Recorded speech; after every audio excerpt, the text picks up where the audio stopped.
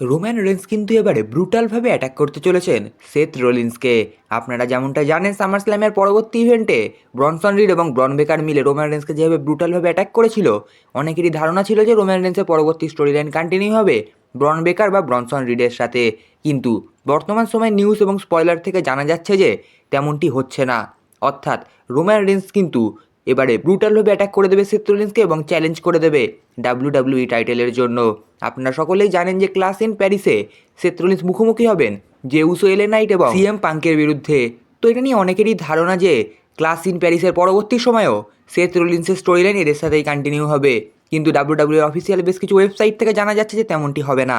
অর্থাৎ class in প্যারিসের পরবর্তী সময় আমরা কিন্তু রোমান রেন্সকে দেখতে পাবো। তখন কিন্তু রোমান রেন্স সেথ রোলিন্সের উপর ব্রুটালভাবে অ্যাটাক করবে এবং চ্যালেঞ্জ করে দেবে ডাব্লিউডাব্লিউই টাইটেলের জন্য। এবং আমরা কিন্তু ভাই ভার্সেস ভাই, অর্থাৎ সেথ রোলিন্স ভার্সেস রোমান রেন্সের ম্যাচ আমরা আবার দেখতে পাবো এবং সেটি হবে ডাব্লিউডাব্লিউই টাইটেলের জন্য। তো সেথ রোলিন্স ভার্সেস রোমান রেন্সের ম্যাচের জন্য আর কিন্তু আমাদের বেশি ওয়েট করতে হবে না।